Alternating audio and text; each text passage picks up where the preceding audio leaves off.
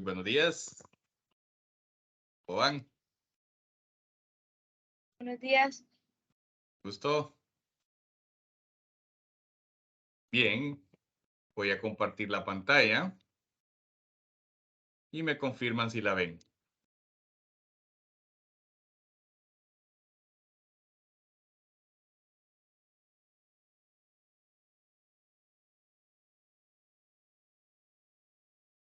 Sí, ingeniero. Muy bien. Les dije la semana pasada que hoy les iba a asignar una tarea y vamos a seguir viendo temas, ¿verdad? Pero primero les quiero explicar la tarea. En la unidad 2 está la tarea 2.3.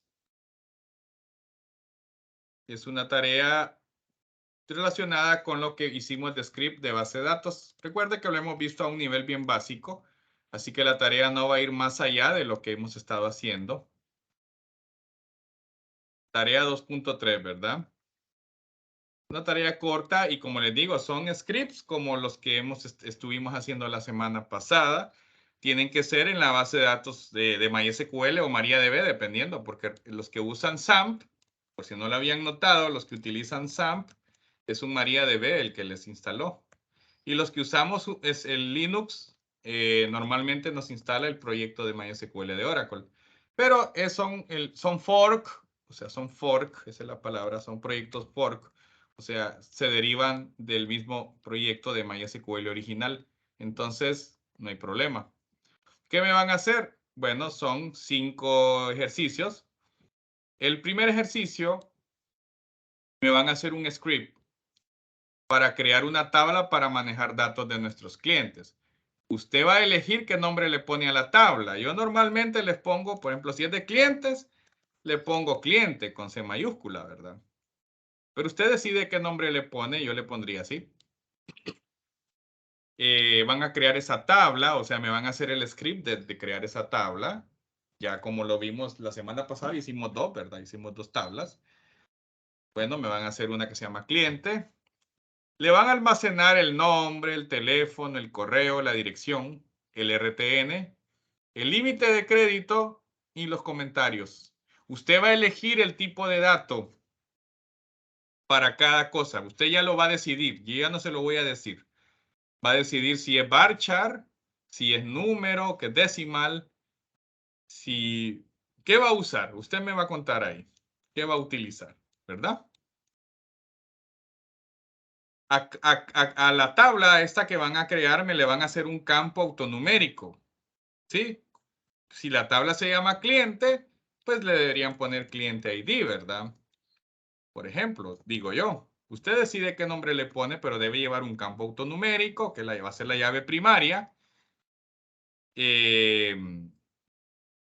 Una vez creada la tabla, me van a hacer los comandos, o sea, me los van a poner los insert, para agregarle 3 clientes a esta tabla.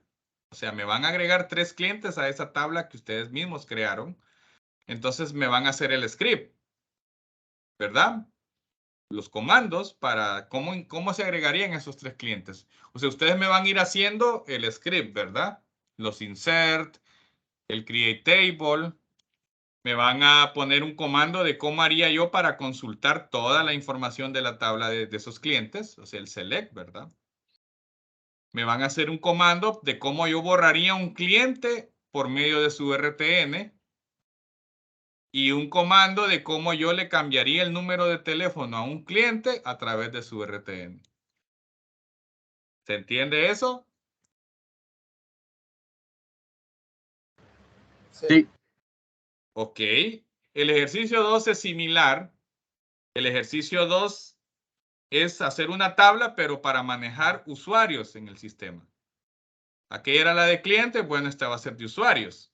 Normalmente yo le pondría usuario, ¿verdad? Con un mayúscula. ¿Qué vamos a almacenar de un usuario? Bueno, su código de usuario, por ejemplo, Gportillo, si se llamara Filomeno Colinas, entonces F Colinas, o sea, el código del usuario, ¿verdad? Todos los usuarios tienen un código en los sistemas de las empresas. Normalmente a mí me ponen Gportillo de Gerardo Portillo, F Colinas, Filomeno Colinas. Juan Pueblo, J Pueblo. Entonces, es el código de usuario. Eso es alfanumérico. El nombre completo del usuario, el password. Ahorita no vamos a encriptar password. Así, el password lo vamos a grabar así como viene, ¿verdad? Entonces, es un campo varchar, ¿sí? El teléfono, el correo del usuario y la dirección donde vive. También me le van a poner un campo autonumérico, que sea la llave primaria, ¿verdad? Para ser único. Cuando le digo para ser único, cada registro de la tabla, me refiero a la primary key, que también lo enseñé la vez pasada, ¿verdad? Una vez que hagan esa tabla, me van a hacer los comandos, me van a hacer los scripts de cómo yo agregaría 3 usuarios a la tabla. Ustedes inventan los datos. Me van a hacer un comando de cómo consultaría yo toda la información de la tabla usuarios, o sea, el select. Select asterisco si quiere, o como usted guste. Me van a hacer un comando de cómo borraría un usuario de esta tabla a través del número autogenerado, o sea, del usuario ID, ¿verdad? ¿Cómo borraría yo un usuario a través de su usuario ID, que es el campo autonumérico que me van a hacer? Y me van a hacer otro comando, ¿cómo haría yo para cambiar el password de un usuario utilizando el usuario ID, o sea, el número autogenerado? ¿Se entiende ese segundo?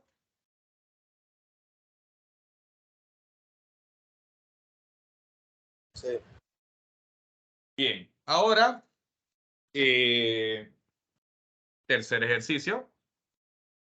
Me van a hacer un script para crear una tabla para manejar la flota de vehículos. Disculpen, aquí era flota. Ay, disculpen, es flota, ¿verdad? Nuestra float, puse nuestra flota de vehículos. Yo lo dejé en float ahí. Y es flota. O sea, va a ser una tabla que se llame vehículo. Del vehículo yo necesito manejar el número de placa, marca, la marca Toyota, Honda, Tucson. Bueno, Tucson creo que es modelo, ¿verdad? No, Toyota, Honda, Jeep, Mercedes-Benz, Volvo, Nissan, la marca. Modelo, Civic, Tucson, Tundra y ahí lo que a usted se le ocurra. Color, rojo, negro, amarillo.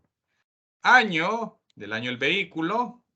Aquí serviría mucho usar un entero. Podrían usar un int o un big int, como usted quiera, ¿verdad? Int o big int, como usted guste. Aquí ya les doy libertad yo con los tipos de datos. Tipo de vehículo, por ejemplo, si es turismo, camión, bus, pick-up, entonces un varchar iría bien ahí. El número del motor, que normalmente los números de motor son alfanuméricos, pero si usted quiere, déjelo numérico como usted guste. Pero los números de motor llevan letras también en algunos modelos. El número de chasis igual, lleva letras y números. Kilometraje actual del vehículo que esté en la tabla, bueno, ese podría ser un begin también. O decimal, si usted quiere manejarlo con unidades decimales, como usted guste. Y los comentarios de ese vehículo. Importante también un campo autonumérico para ser único cada registro, ¿verdad? O sea, el vehículo ID y este es el primary key.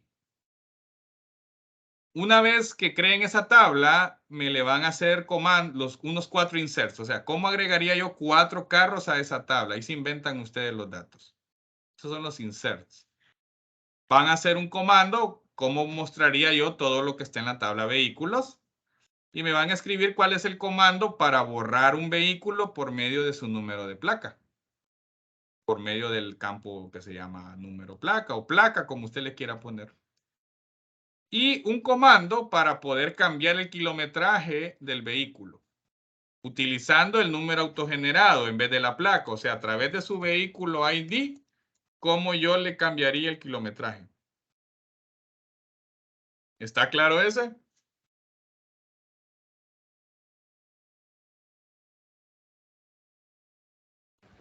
Sí, ingeniero.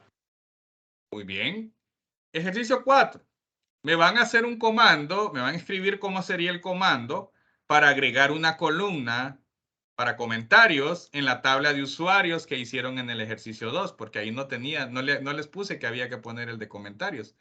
Entonces, ¿cómo agregaría usted esa columna de comentarios en esa tabla 2 sin perder los datos de la tabla? ¿Se acuerdan que yo enseñé ese comando, que era el alter table add column? Eso está en las grabaciones de las clases de la semana pasada, ¿verdad? Y por último, me van a hacer cuáles serían los comandos para borrar completamente las tablas que se crearon en el ejercicio 1, 2, 3. O sea, los drop table, para poder eliminar totalmente la tabla de usuario, la de vehículos y la de clientes. ¿Estamos claros?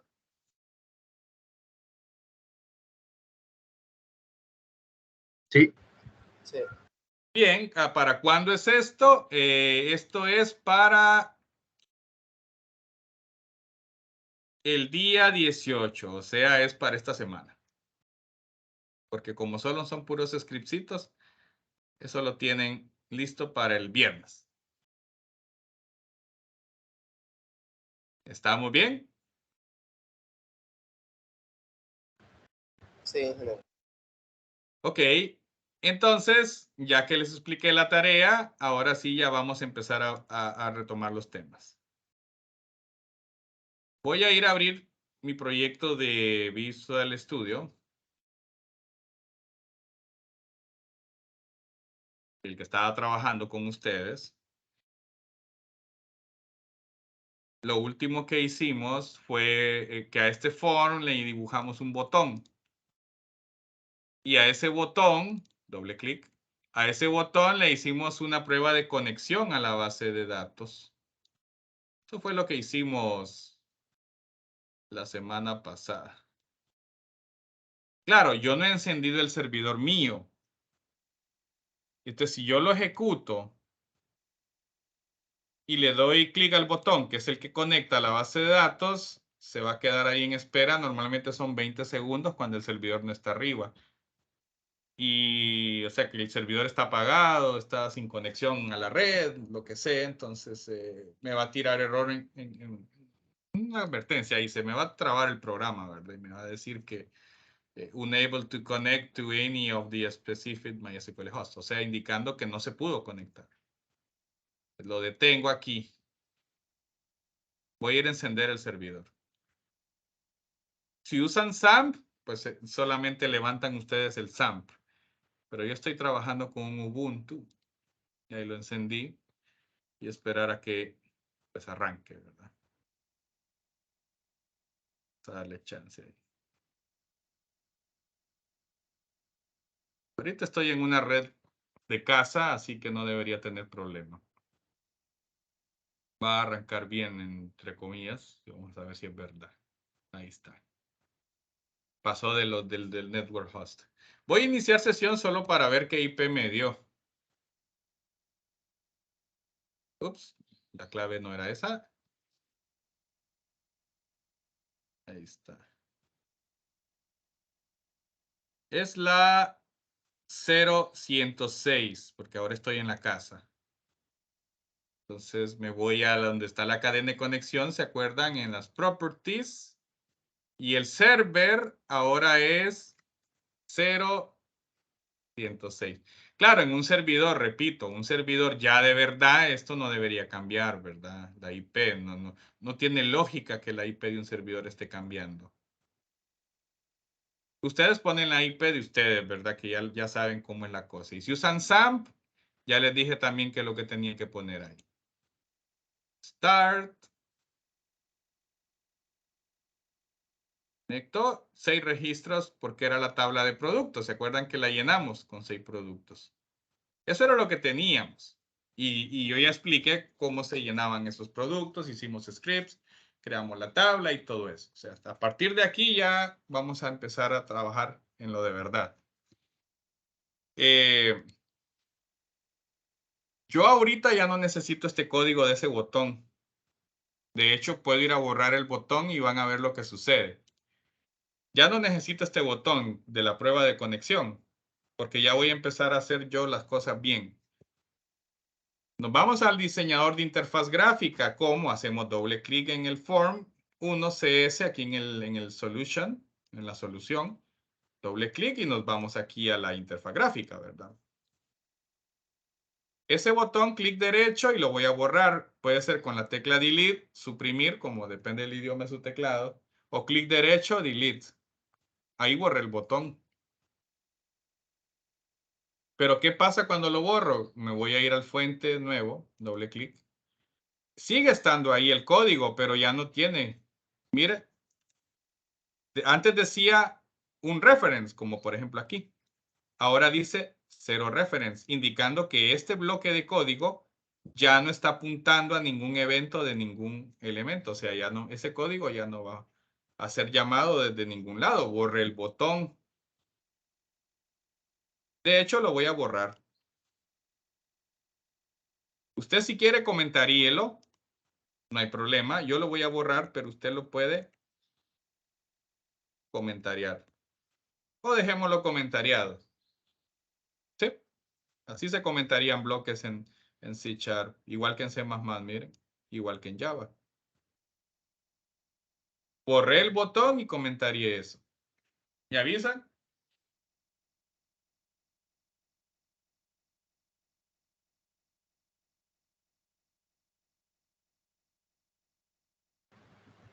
Listo.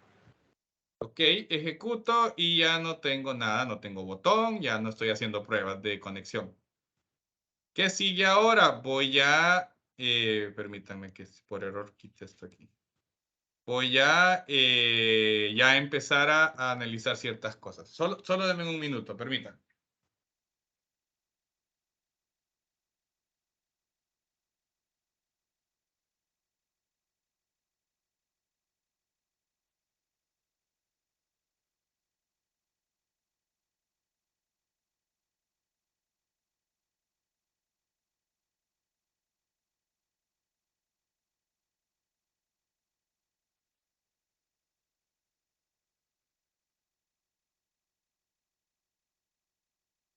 Listo, ya volví.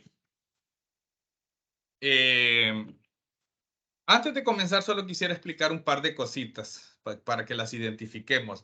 Subamos hasta arriba de donde están los using. Usted va a observar algo que habla de un namespace. ¿Se acuerdan en NetBeans, en el Java? Esto era el package. En proyectos de Visual Studio de Microsoft, se llaman namespace. Un namespace es como un package. O sea, el paquete o el proyecto a donde estoy creando todas las pantallas, clases y todo lo que se me ocurra. Eso indica el namespace. Eso es lo mismo que el package.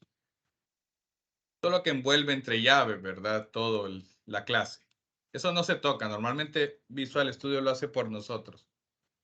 Observaron también que en el formulario que ya nos crearon, cuando hicimos el proyecto, dice Public Partial Class. A diferencia de Java, que era solamente public class, aquí lleva una palabra partial, o sea, eso indica que esta clase solo existe cuando el proyecto está corriendo. Cuando el proyecto deja de funcionar, esta clase es descargada de la memoria. Normalmente se utiliza cuando hacemos formularios. Clases parciales que solo tienen existencia en memoria mientras estén ejecutándose en el proyecto. La verdad que eso lo crea también por nosotros C#, no lo tenemos que hacer. Solo para que lo sepan. Normalmente una clase solo se declara con public class. Lo otro que ven aquí está el nombre de la clase, ¿verdad? Form1, que es lo que nos creó automáticamente el proyecto cuando lo hicimos, la plantilla del proyecto. Pero notan que hay un 2 puntos y dice form. En C#, ese 2 puntos es como el extends en Java. Por lo tanto, si ese 2 puntos es lo mismo que decir extends, ¿qué será entonces esto? Herencia, ¿verdad? Herencia. O sea que form1 hereda de una clase que se llama form, que es la clase de la que heredan todos los formularios en un proyecto de Visual Studio para Windows, ya sea C# o Visual Basic. Entonces ahí estoy heredando de la clase form. ¿Se entiende?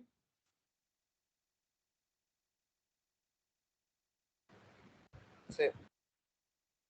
Ok, entonces ya sabemos que aquí está sucediendo la herencia. Entonces ya identificamos un pilar de la programación orientada a objetos. Lo otro, el otro pilar que está identificado aquí es el encapsulamiento. Porque tengo, por ejemplo, mi constructor, que este es un constructor y es público. Todos los constructores son públicos y se llaman igual que la clase. Miren, se mantiene la norma de que se usaba en Java. La clase se llama form1 y el constructor de la clase es una función con el mismo nombre de la clase y tiene un ámbito público. Y los eventos, como el load, que es el que se ejecuta cuando se dibuja el formulario, es private. Entonces aquí ya tengo también un encapsulamiento.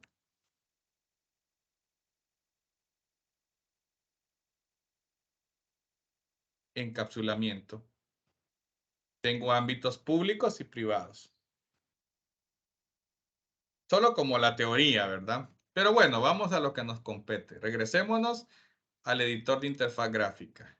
¿Qué pasaría si yo no quisiera que esto de aquí se llame form1? O sea, se ve bien raro así, pucha, form1, qué feo, ¿verdad? Usted le puede cambiar el nombre a una clase y eso sí, al igual que en Java, es muy probable que esta clase ya se esté utilizando en diferentes lugares del proyecto. Entonces, ¿cómo renombro una clase? En el solution, hago clic derecho en la clase y le digo nada más rename. Y ya me pone ahí para escribir. De form1, cambiémoslo a principal con la P mayúscula porque es una clase, ¿verdad? Las clases siempre inician en mayúscula. Y le dan enter. Le dice, después de renombrar un archivo, se va a hacer un renombrado en todas las referencias del proyecto para el elemento que antes se llamaba form1. ¿Estás seguro que desea hacerlo? Aquí contesten que sí. ¿Me avisan cuando lo hayan hecho ustedes? Y contesten sí a esa pregunta.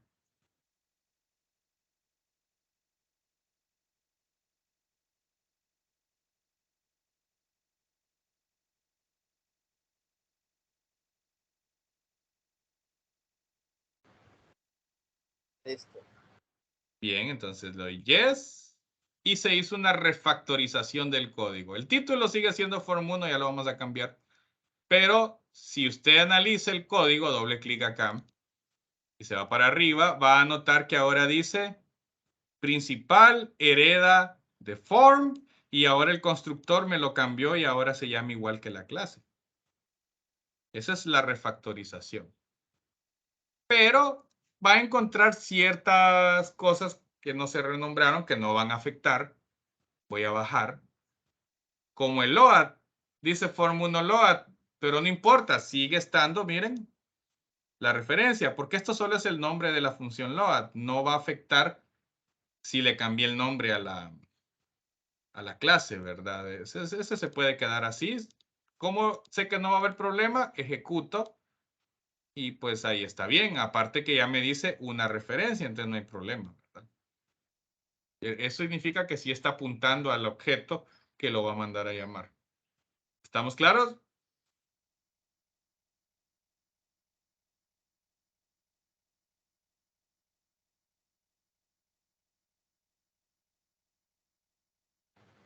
Sí. Ok, le voy a dar salvar todo. Save all. Para que se salve todo lo que toqué. Cuando usted renombra algo en un proyecto, se recomienda darle Save All para que se grabe todo lo que tocó. Ahora vamos a la interfaz gráfica de nuestra pantalla principal y vamos a dibujar un par de cositas. Ya vamos a dibujar cosas. Pero hay que ponerle un título. Hay que hacer más grande esto. Simplemente toca los noditos de aquí de las esquinas para hacerlo más largo. Un poquito más grande. A la derecha están las properties. En caso que no salieran, que la cerró por error, por ejemplo, ahí la cerré, simplemente le hace clic derecho al elemento que le interesa, en este caso el formulario, y le da properties. o presiona la tecla F4. Pero es más fácil, clic derecho, Properties, y localicemos para el formulario la propiedad que dice Text. Es normalmente de las primeras. Ojo, usted las puede encontrar ordenadas también de forma alfabética o agrupadas por tipo. ¿Dónde se logra eso? No sé si nota estos botoncitos. Ahorita lo tengo agrupado por tipo, cada propiedad, pero usted también puede ordenarlas alfabéticamente para encontrarlas más rápido. A mí me gusta más ordenarlas alfabéticamente. Yo les sugeriría que hagan clic en el Properties, aquí donde dice AZ. Así voy a trabajarlo yo. Para mí es más fácil. AZ y me las ordene en orden alfabético, es más fácil llegar a ellas. Por favor, hagan lo mismo ustedes aquí, en las Properties. Y me avisan.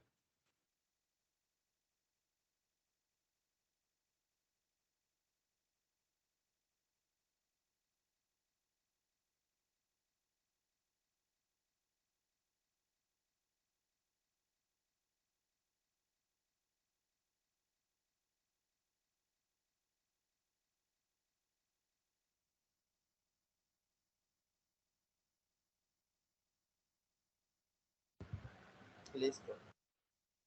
Bien. Localicemos entonces la propiedad text. El text es el título en un formulario. Vamos a poner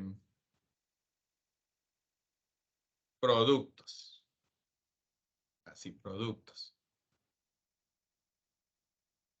Hay muchas cosas que usted puede manipular aquí.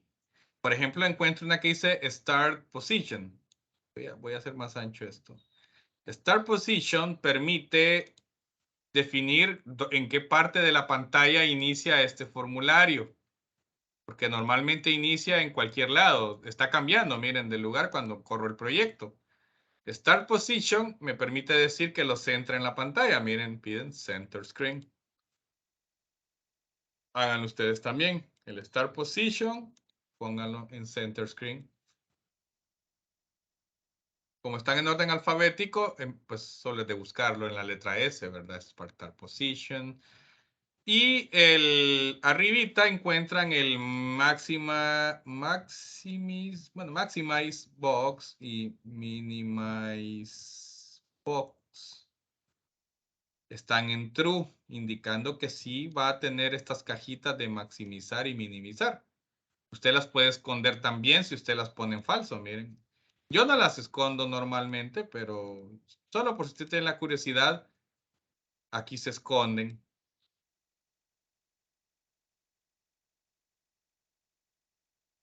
Por si usted tuviera la curiosidad. Si esconde las dos, desaparecen de arriba. Y si solo esconde una, se deshabilita. No es que se esconde, se deshabilita. ¿Estamos claros?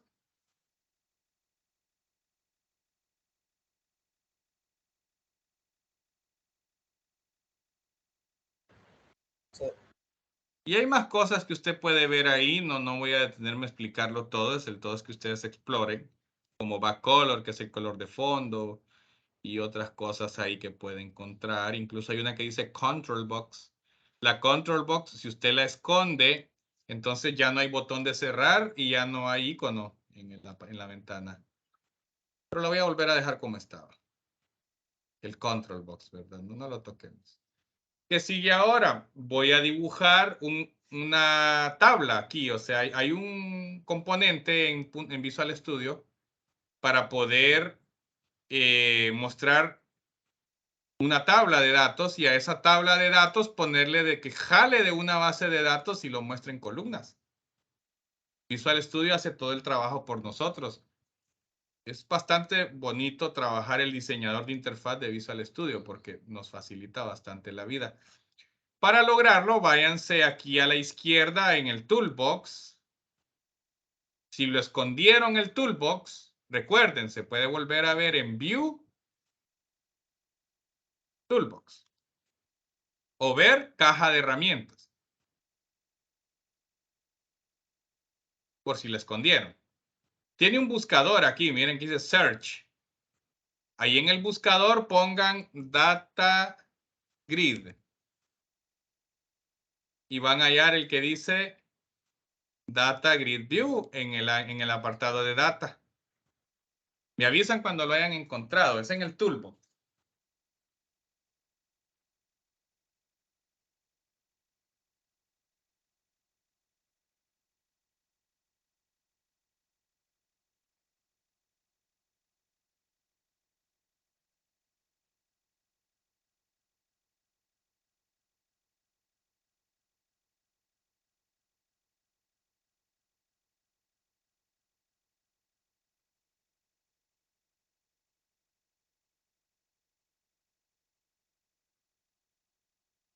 Me avisan.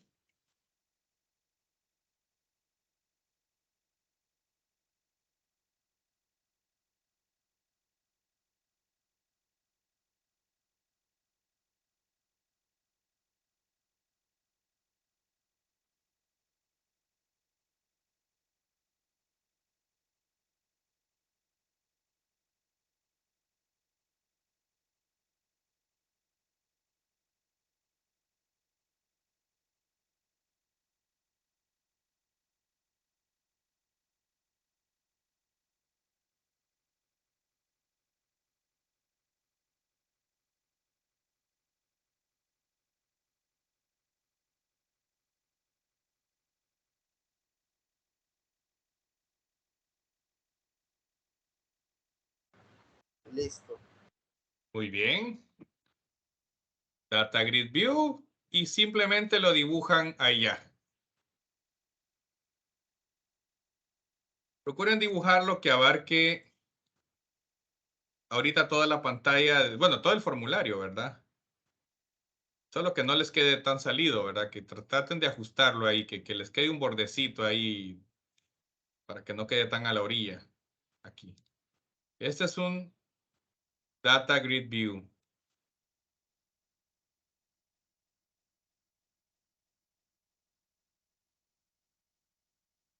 Cuando ya lo hayan dibujado, le vamos a poner un nombre para poder acceder a él desde programación, o sea, el nombre de variable, ¿verdad?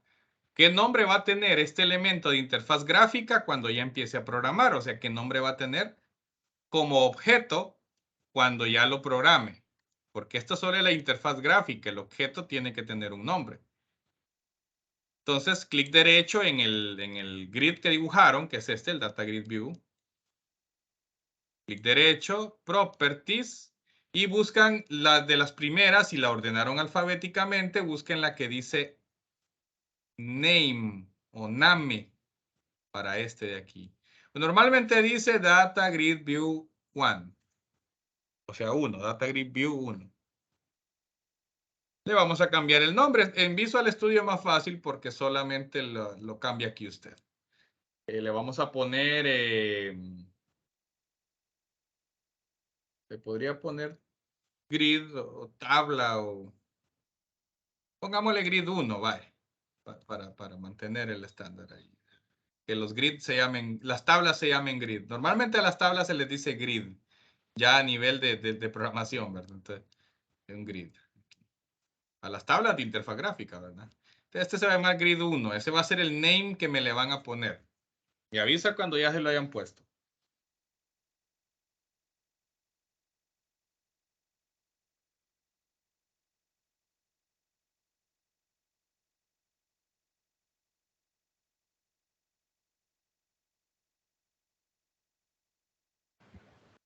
Listo. Muy bien. Lo siguiente es, vamos a llenar esta tabla. Esto, porque ahorita no tiene columnas, no tiene nada. Lo vamos a llenar con lo que venga de la base de datos. Así que me voy a ir al fuente, o sea, doble clic en cualquier parte o presionan F7 como ustedes quieran. Y estoy en el código fuente. Me voy a ir para arriba donde se declaró la clase. Donde está el public partial class. Donde se declaró la clase. Y vamos a crear una variable, o sea, un atributo. Más que variable es un atributo. Recuerden que las variables globales dentro de una clase al final son atributos. Entonces, vamos a agregar un atributo nuevo, ¿verdad? Atributos. Ya la clase ya existe y tiene un montón de atributos, como el color de fondo, el título y todo eso. Pero yo voy a agregar mis propios atributos. Sí, atributos propios. ¿Vale? Bueno, se oye raro eso de propios. Atributos personalizados por nosotros. Entonces yo voy a necesitar uno donde yo controle la tabla que va a estar dentro de esta cuadrícula.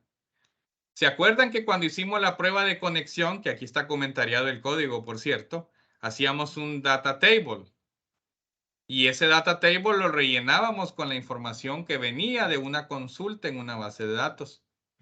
Bueno, yo voy a hacer eso. Voy a crear un data table, pero lo voy a crear como atributo dentro de la clase para que exista en toda la clase. Y así este data table, poder manipularlo desde el botón agregar, desde el botón modificar, eliminar, porque voy a agregar todas esas funciones. Entonces, crear un objeto de tipo data table para que esté disponible desde cualquier parte de esta clase, o sea, de esta pantalla que estoy diseñando. La voy a hacer privada. Private, el tipo es data table. Le voy a poner dt es igual a new data table. Aquí de un solo la voy a inicializar. Se puede inicializar también en el constructor. Si quieren mantener ustedes el estándar que hemos ido trabajando, mejor inicialicémoslo en el constructor. Entonces, aquí lo declaro. Y aquí inicializar el data table.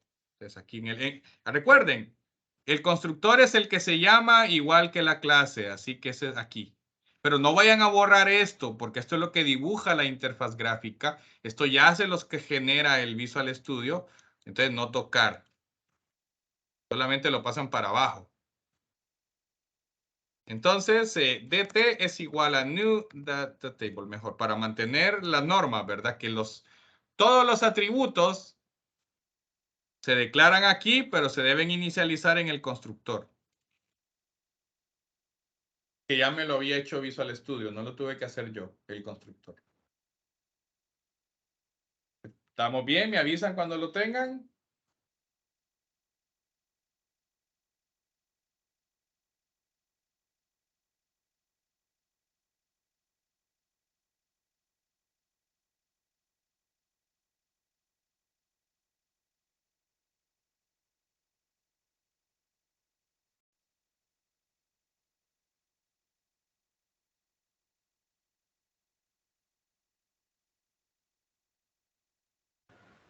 Listo. Ok. Lo siguiente es, voy a ejecutar y no va a pasar nada todavía porque no he hecho nada de consultas. Lo siguiente es, en el futuro, yo voy a tener un botón para agregar, un botón para editar, un botón para borrar, por ejemplo. Entonces voy a tener estas funciones más adelante, ¿no?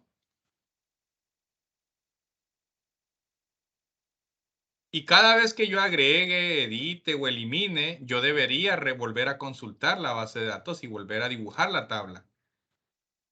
Entonces, para no estar escribiendo el mismo código varias veces, desde agregar, desde modificar o desde eliminar, vamos a crear nuestra propia función que esté mandando a consultar a la base de datos y lo dibuje en la tabla cuando yo haga esas acciones, o sea, volver a refrescar la tabla para no tener que estar programando 3 veces el mismo código. Algo así como la función calcular que hacíamos antes, ¿se recuerdan? Bueno, vamos a hacer algo similar. Voy a crear, después de haber declarado mis atributos personalizados, está el constructor que ya venía creado. Pero bueno, aquí antes del constructor o después del constructor, si quieren, para mantener el orden. Después del constructor. Métodos personalizados por nosotros. O sea, también puedo hacer mis propios métodos, a pesar que la clase ya venía creada, porque me la creó Visual Studio. Entonces voy a hacer un private void, miren, igual que en Java, o sea, privado, no devuelve nada, es un void. Le voy a poner carga datos. Bueno, cargar datos, perdón. Esta va a ser la función, o método, más bien dicho. Método para refrescar el contenido del grid cuando se consulta, bueno, cuando se haga alguna acción. Que podría ser agregar, editar, eliminar, al iniciar el programa, que nos muestre lo que hay, ¿verdad? Es todo eso. Esta va a ser mi función cargar datos.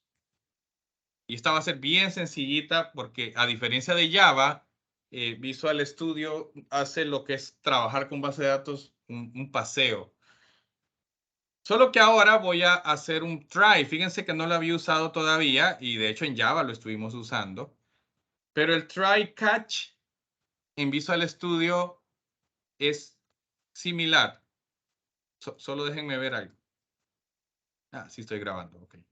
En Visual Studio, en C Sharp, el try catch es similar al de Java, porque como les digo, son estándares. Se pone try, abre y cierra llaves, catch, puede ir abajo si quieren o donde usted quiera. Try catch, exception x, que es la variable donde se guarda la excepción, abre y cierro llaves.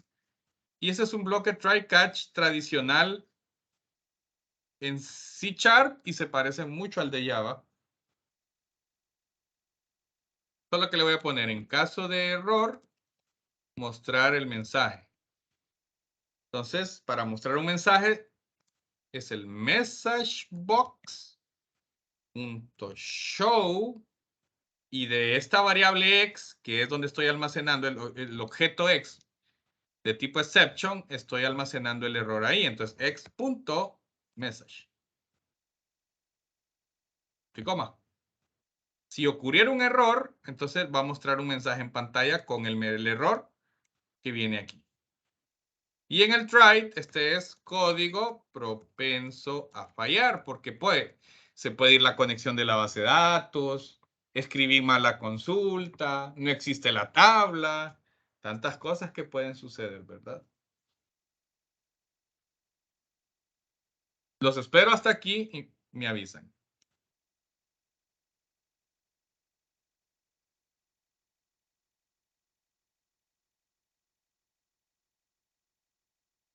Abajo del constructor, ojo, ¿verdad? Abajo del constructor. El constructor ya está.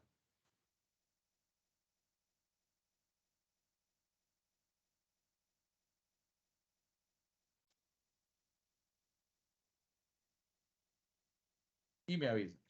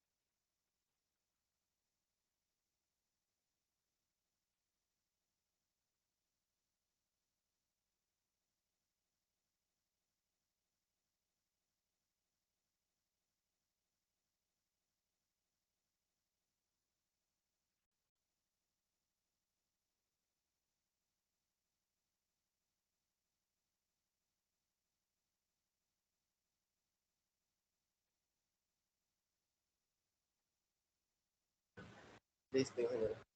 Muy bien. No sé si notan que dice 0 references, porque todavía no he mandado a llamar esto en ningún lado. Cuando ya lo mandemos a llamar en diferentes lugares, van a ver que va a ir sumando este número aquí, indicando que sí se está usando. Pero eso después lo vemos. Bien, el código propenso a fallar, ¿cuál es? Bueno, es la conexión a la base de datos. Entonces, crear una... bueno, de hecho, ya habíamos conectado y yo lo comentaría, ¿verdad? Entonces, voy a copiar. Si no lo tienen, ahí lo escriben. Crear una nueva instancia del objeto de conexión. MySQL connection con es igual a new MySQL connection. Y mandamos a llamar aquella cadena de conexión que creamos aquí en las properties. Donde me vieron que fui a poner la IP, el usuario, el password y la base de datos. Bueno, eso va ahí. Después de eso hay que crear el adaptador. Pero ahorita ya voy a diferir a lo que hicimos aquel día. Redactar la consulta a la base de datos. Voy a hacer un string. Los string aquí son con S mayúscula, así como en Java, ¿verdad? Entonces, select y van los nombres de los campos. No me acuerdo cómo se llamaban. Ustedes tienen a la mano la base de datos que hicimos. Si no, la voy a ir a buscar yo. Pero si los tienen ahí, me los pueden dictar. ¿Qué campos tenía aparte del producto ID? En la tabla producto.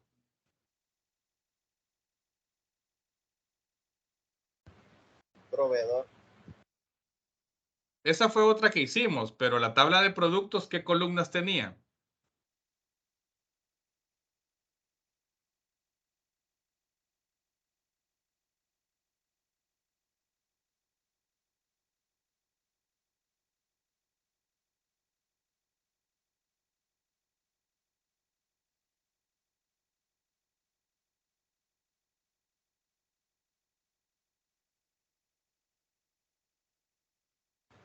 Código. Código, Nombre. nombre,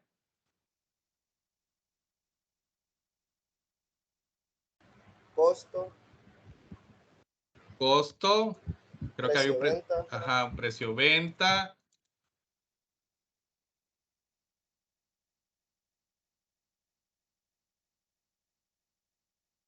Existencia ¿sí? y comentario, creo. Ok. Esos eran los que teníamos allá, ¿verdad? En la base de datos de la tabla producto. Entonces, select los campos. Esto lo expliqué cuando hicimos unos selects la semana pasada. Y luego era from, que es la tabla, producto, que estos son las columnas. Seleccioname todas esas columnas de la tabla producto. En comentarios, era comentario, creo. Ah, ok, comentario. Si no, nos va a tirar error. Ahí lo vamos a ver. Ya tengo la consulta, que es un string. Y ahora hacer el adaptador de datos, ¿sí? Aquí sí me voy a robar el comentario de que habíamos hecho la vez pasada. Crear un adaptador de datos para ejecutar la consulta.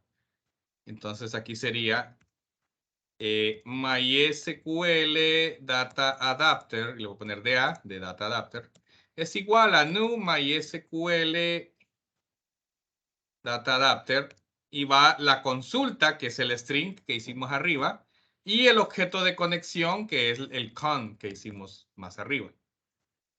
Sí, el con y la consulta.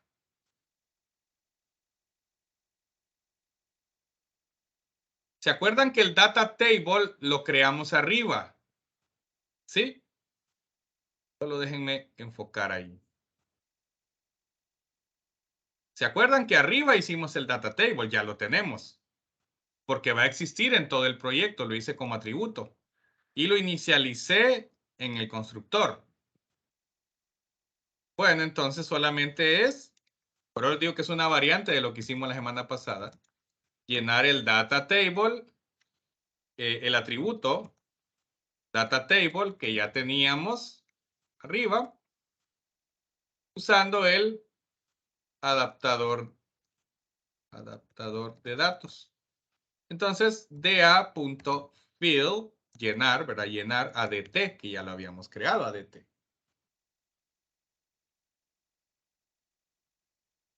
Y por último, asignar el atributo data table al grid para que se dibuje en pantalla. Entonces le pusimos grid 1. Punto data source igual a el DT, que es el mismo que llenamos aquí con el fill. Si esto está bien y usted lo ejecuta, usted debería tener aquí el despliegue de los productos, pero falta algo. 0 referencias. ¿Qué significa? ¿Qué creen que significa y por qué no se dibujó? ¿Por qué no se hizo la consulta si ya lo tengo? ¿Por qué? A ver. No la han mandado a llamar. No le he mandado a llamar, o sea, ahí está declarada la función cargar datos. Bueno, el método cargar datos, pero no lo estoy consumiendo. Necesito consumirlo desde donde lo voy a ocupar. Y ese va a ser el load. Ya lo vamos a ir a hacer. Pero los espero aquí y me confirman cuando ya lo hayan digitado. Ya solo nos falta una cosita para terminar la clase de hoy.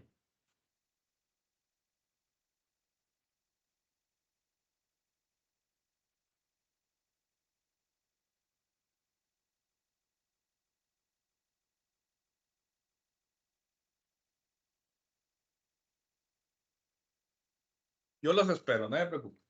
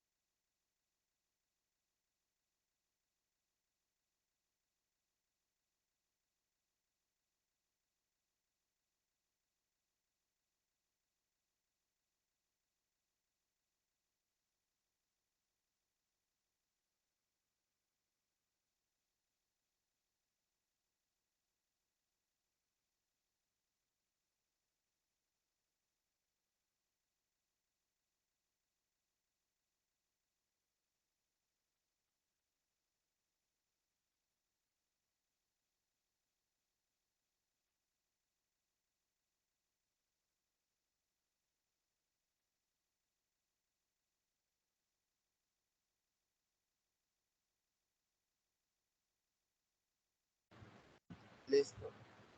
Muy bien. Aquí viene la prueba de fuego si nos tira error o no. Entonces, ¿cómo logro que esto se ejecute cuando se inicie el programa? Bueno, cuando se dibuje esta pantalla sería. Bueno, nos regresamos allá a principal y hagamos clic, pero en la barra de título, ¿verdad? Para seleccionar el formulario. O sea, bueno, no en la barra de título, en el... Bueno, sí, en la barra de título. Así sería, sí, la barra de título. Yo iba a decir el control box, pero es la barra de título. Aquí clic en la barra de título porque ahora ya tengo el grid acá, ¿no? Pues clic en la barra de título. Y en las properties van a ver un rayito. Si usted toca ese rayito, mira los eventos. Si usted toca la llave de tuercas, mira las propiedades. Entonces, así se cambia usted entre propiedades y eventos, miren. Para que estén sabiendo cómo regresarse a las propiedades y cómo pasarse a los eventos. Ahorita estaba en Properties, pasémonos al rayito, que es los eventos. Busquen el que dice Load. que de hecho ya lo habíamos creado por error cuando hicimos doble clic en el fondo. Pero bueno, busquen aquí el load, ese es el que se ejecuta cuando se dibuja el formulario en la pantalla, cuando se manda a llamar. Y solamente le hacen doble clic y lo va a mandar aquí. ¿Lo lograron encontrar?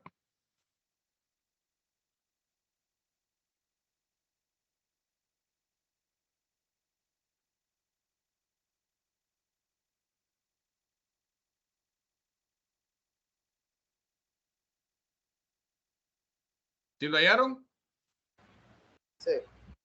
Y solamente mandan a llamar a cargar datos. Y si se fijan bien, cargar datos, en algún momento, ahora dice una referencia indicando que hoy ya la están usando, por lo menos en un lugar.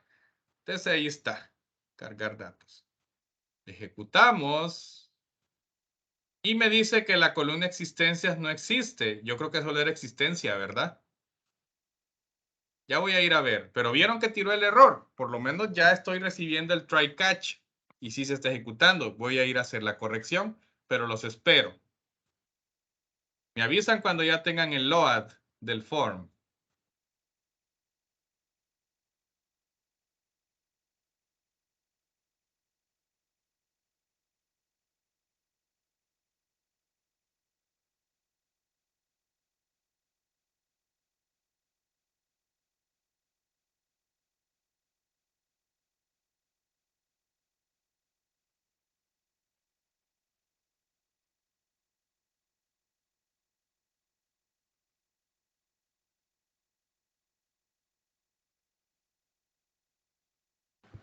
Ya dije.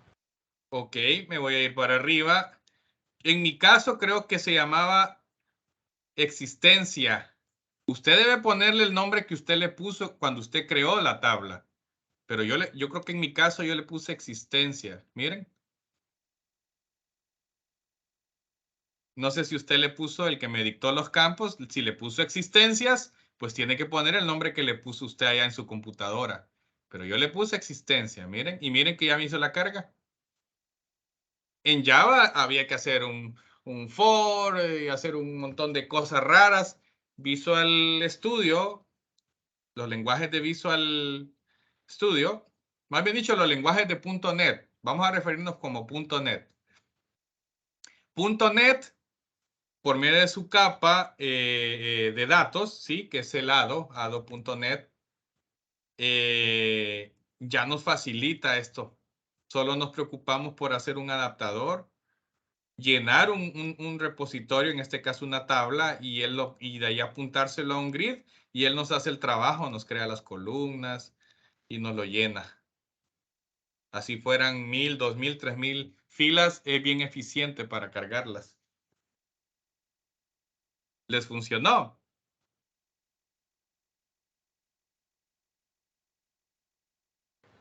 Sí. Ok. ¿Qué vamos a hacer mañana? Vamos a cambiar los títulos de las columnas porque se ven bien extraños. Por ejemplo, aquí debería un espacio. Este producto ID se me hace bien raro que no quisiera mostrarlo así. Ya vamos a ver si lo dejamos así o no. Ya vamos a ver. Yo creo que así la vamos a dejar, pero sí le puedo cambiar el nombre a los títulos sin afectar el nombre interno que tienen en la base de datos. Solamente ponerles una etiqueta diferente. Vamos a evitar que se puedan hacer esto de seleccionar varios. Vamos a ocultar esto que se llama selector de filas. Voy a ocultar la posibilidad de agregar desde aquí porque no quiero hacer una segunda pantalla para eso. Voy a evitar que escriban aquí porque ahorita si le hace doble clic, usted puede escribir en ella y alterar y que no tenga sentido nada, ¿verdad? Entonces voy a evitar eso también y le voy a cambiar los anchos a las columnas al gusto mío. Todo eso lo vamos a hacer mañana y mucho más, ¿verdad? Bien, entonces hoy llegamos hasta aquí. Así que nos vemos mañana a la hora de la clase y espero que estén comprendiendo. Cuídense mucho. Feliz día, Inge. Va igualmente. Feliz día. Bueno, voy a apagar este Linux ya para que... Dígame, Ingeniero, quería hacerle una consulta. dígame. Fíjese que el miércoles yo voy a examen y quería ver si podía mover la fecha de entrega de la tarea un día más para que me diera un poquito más de Ok. tiempo. Ok, bueno, está bien, está bien. Perfecto, yo lo hago al terminar la clase. Gracias, ingeniero. Vaya, pues, Vemos. un gusto. Cuídense mucho.